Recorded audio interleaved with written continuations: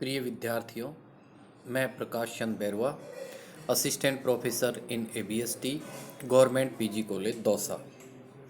BCom part third ABST के paper first, auditing and management accounting, इसमें हम अंकेक्षण पर चर्चा करेंगे। और आज हम एक प्रश्न है, अंकेक्षण के क्या क्या लाभ होते हैं समझाइए, इस पर हम चर्चा करेंगे कि अंकेक्षण के क्या क्या लाभ हैं। कुछ अधिनियम जैसे कंपनी अधिनियम 2013, सहकारी समिति अधिनियम, सार्वजनिक प्रन्यास अधिनियम आदि, उनसे संबंधित संस्थाओं के लेखों का अंकेक्षण अनिवार्य घोषित किया गया है। इससे ये निष्कर्ष नहीं निकाला जाना चाहिए कि यह अन्य व्यवसायों के लिए आवश्यक नहीं है।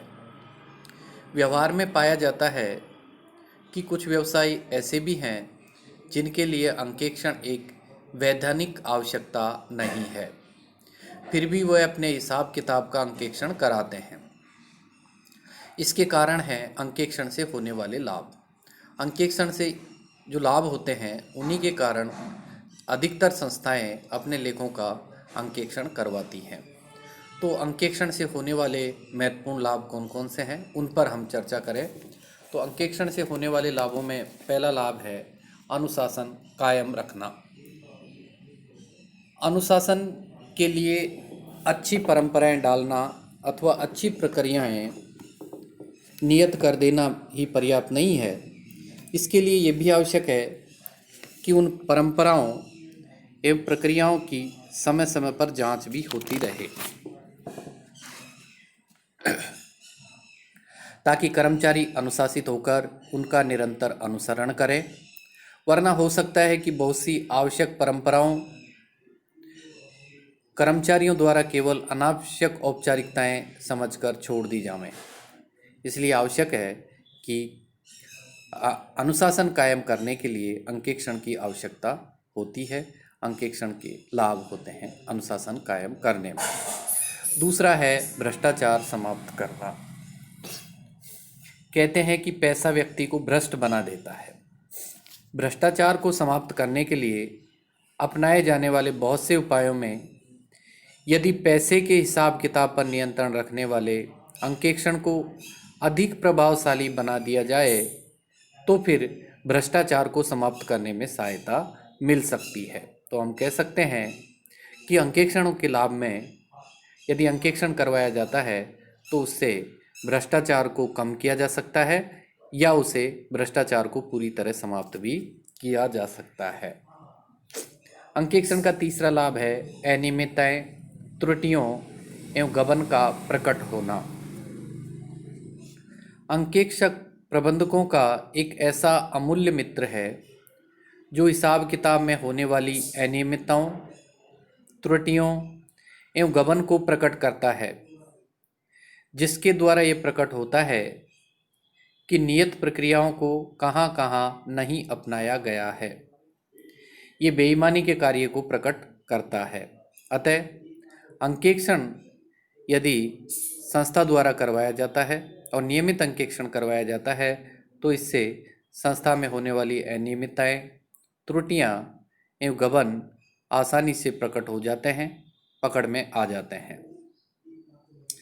चौथा अंकेक्षण का लाभ है कर्मचारियों एवं प्रबंधकों को सावधान करना। अंकेक्षण में स्वस्थ आलोचना होती है, जिसका प्रभाव प्रत्येक कर्मचारी एवं प्रबंधक पर यह पड़ता है कि वह अधिक सावधानी से कार्य करता है। अंकेक्षक को बहुत सारी बारीकियां अंकेक्षण कार्य के दौरान पता चलती हैं, जो वो समय समय पर प्रबंधकों के साथ शेयर करते रहते हैं, जिससे संस्था के कर्मचारियों और प्रबंधकों को सावधान किया जा सकता है। अंकेक्षण का पांचवा लाभ है व्यापार की सही स्थिति को बताना। अंकेक्षक के द्वारा सामान्यतः अशुद्धियां एवं कपट पकड़ने में आ जाते हैं और हिसाब किताब में उनके संबंध में आवश्यक समायोजन कर दिए जाते हैं। इसलिए अंकेक्षित लाभ हानि खाता एवं चिट्ठा व्यवसायिक स्थिति को अधिक सही बताते हैं। जब किसी भी संस्था का अंकेक्षण करवा दिया जाता है तो उस संस्था का लाभ हानि खाता या उसका चिट्ठा जब अंकेक्षित हो जाता है तो उस पर बाहरी व्यक्ति, अंशधारी और वित्तीय संस्थाएं, बैंक आदि जो है ज़्यादा विश्वास करते हैं। तो अंकेक्षित जो हिसाब किताब होता है, लाभ हानि खाता में चिट्ठा होता है, वो अधिक विश्वसनीय होता है। तो ये अंकेक्षण का 5वां लाभ है। अंकेक्षण का 6वां लाभ है विनियोजकों की रखवाली करना। आज के इस भौतिकवादी युग में प्राय व्यक्ति जायज़ नाजायज़ सभी उपायों द्वारा पैसा कमाना चाहता है। व्यवसाय का स्वरूप जहाँ कंपनी होती है, वहाँ प्रत्येक प्रबंधकों को नाजायज़ तरीके अपनाने के साधन अधिक सुलभ हो जाते हैं। अतः अंकेक्षक ही एक ऐसा व्यक्ति है जो ऐसे समय में प्रबंधकों की इन हरकतों पर नियंत्रण रखकर विनियोजकों के हितों की रक्षा करता है। जब संस्था के लेखों का अंकेक्षण होता है तो अंकेक्षक प्रबंधकों द्वारा ऐसे तरीके अपनाए जाते हैं जो व्यापार के लिए ठीक नहीं है, उचित नहीं है, उन पर रोक लगाता है और इससे विनियोजकों के हितों की रक्षा हो पाती है। अंकेक्षण का 7वां लाभ है सच्चाई एवं ईमानदारी का प्रमाण पत्र। एक ईमानदार एवं सच्चे व्यक्ति के लिए यही पर्याप्त नहीं है कि वह अपना कार्य ईमानदारी व सच्चाई से करे, बल्कि उसके लिए भी आवश्यक है कि वह अपनी ईमानदारी एवं सच्चाई दूसरों पर प्रकट भी करे। अंकेक्षण एक ऐसा माध्यम है जिसके द्वारा ईमानदार एवं सच्चे व्यक्ति के कार्य पर ईमानदारी एवं सच्चाई की मोहर लगा दी जाती है।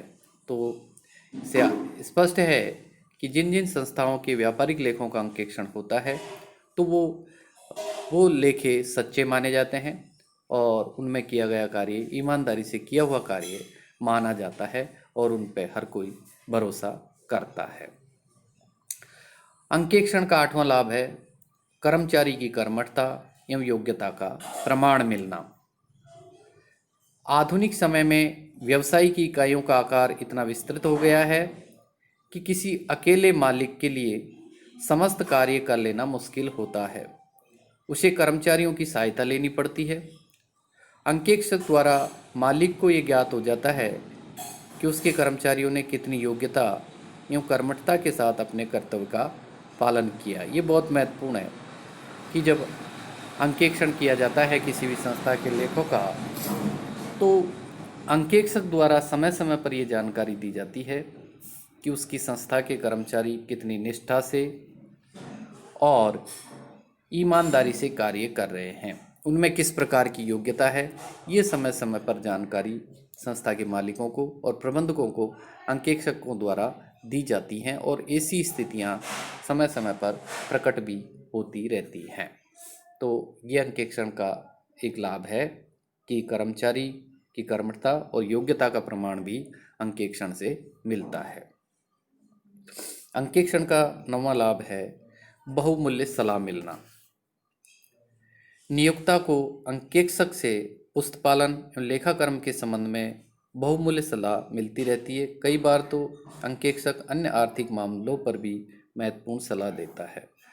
अंकेक्षक जब किसी संस्था के व्यापारिक लेखों का बारीकी से अंकेक्षण करता है, बारीकी से उनकी जांच करता है, तो उसके सामने कई ऐसी कमजोरियां प्रकट होती हैं, कई ऐसी संस्था के हित की बातें सामने आती हैं जिन्हें वो समय समय पर संस्था के मालिकों या संस्था के प्रबंधकों को बताता रहता है, जिससे संस्था के मालिक और प्रबंधक उसके अनुसार उनको ध्यान में रखते हुए कार्य करते हैं, जिससे कि किसी प्रकार की संस्था को हानि न हो और संस्था को अधिक से अधिक लाभ हो।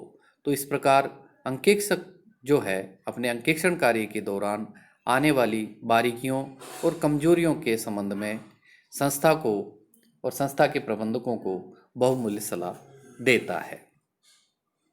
अंकेक्षण का 10वां लाभ है अंकेक्षित हिसाब किताब का अधिक विश्वस्त होना।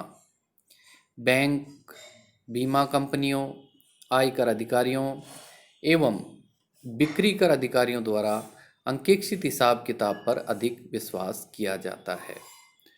जब भी किसी संस्था के लेखों का अंकेक्षण हो जाता है और अंकेक्षक अपनी रिपोर्ट दे देता है, तो उस अंकेक्षित हिसाब के लाभ हानि खाते और चिट्ठे पर कोई भी बाहरी संस्था, सरकार या अंशधारी सदस्य और वित्तीय संस्थाओं, जिनमें बैंक, बीमा कंपनी, आयकर अधिकारी, बिक्री कर अधिकारी, उस अंकेक्षित जो हिसाब किताब है उस पर बहुत अधिक विश्वास करते हैं और उसे सही मानते हैं। तो इस प्रकार हम कह सकते हैं कि किसी भी संस्था में अंकेक्षण का कार्य करवाया जाता है और नियमित अंकेक्षण करवाया जाता है और उसके लाभ हानि खाते और चिट्ठे को जब अंकेक्षक द्वारा उनकी जांच कर ली जाती है तो उसके पश्चात उन पर कोई भी बहुत ही आसानी से भरोसा कर लेता है। तो ये अंकेक्षण के लाभ थे। आज के लिए ये इतना। धन्यवाद।